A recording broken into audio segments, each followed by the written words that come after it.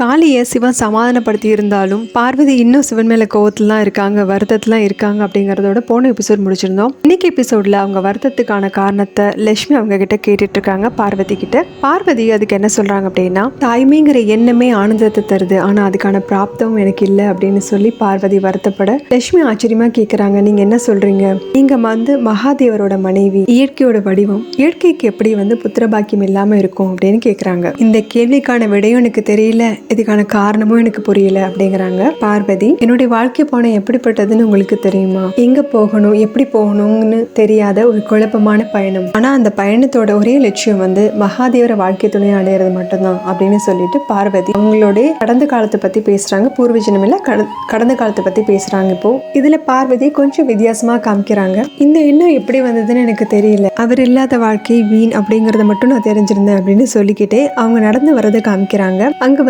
சிவனோட உருவம் அந்த மலையில தெரியுது. ஒருத்தர் மேல நாம அன்பு வச்சுட்டோம் அப்படின்னா அவங்கள பார்க்கலனாலும் சரி, அவங்கள பத்தி தெரிஞ்சுக்கலனாலும் சரி, நம்ம மனசு எப்போ அவங்களே நினைச்சுக்கிட்டே தான் இருக்கும். அதே போலதான் மகாதேவரும் என் மனசுல நிறைஞ்சு இருந்தாரு. அவரே என்னோட வழியாகவும் வழிகாட்டையாகவும் மனசுல நினைச்சிட்டு இருந்தேன். ஆனா அவரை பத்தி எதுவும் தெரிஞ்சுக்காம நாம எப்படி பயணத்தை மேற்கொள்றது அப்படின்னு நான் யோசிச்சுட்டு இருக்கும் போதுதான் என்னுடைய அண்ணனான நாராயணன் அங்க வந்தாரு. அவரோட வழிகாட்டுதல் படி மகாதேவர் இருந்த இடத்துக்கும் வந்தேன். அவருங்க பல வருடங்களா தவத்துல இருந்தாரு. அவர்கிட்ட என்னோட எண்ணங்களை சொல்லான்னு முயற்சி பண்ணிட்டு இருந்தேன். முயற்சி பண்ண, ஆனா எப்படி சொல்றதுன்னு தெரியல அப்படிங்கிறாங்க. இப்ப குகைக்குள்ள சிவன் தவம் செஞ்சுட்டு இருக்கிறதையும் அவரை பார்க்க பார்வதி வரதையும் காமிக்கிறாங்க. பார்வதி சொல்றாங்க, சிவனை பார்த்ததுமே இவர் தான் பரமேஸ்வரன் அப்படிங்கறதையும் உணர்ந்த, இவரை தவிர வேற எதுவுமே மனசுல இல்ல, இவர் அடையாது மட்டும் தான் என்னோட வாழ்க்கை லட்சியம்னு நினைச்சேன். எங்க அம்மா சொல்லியிருக்காங்க, இல்லம் அப்படின்னாலே நம்மளுடைய பயணம் இல்லத்துல இருந்து தான் துவங்கணும். இல்லம்னா என்ன அப்படின்னு சொல்லியிருக்காங்க. நம்மளுடைய பயணம் எப்பவுமே இல்லத்துல தான் துவங்கணும் அப்படின்னு இருக்காங்க.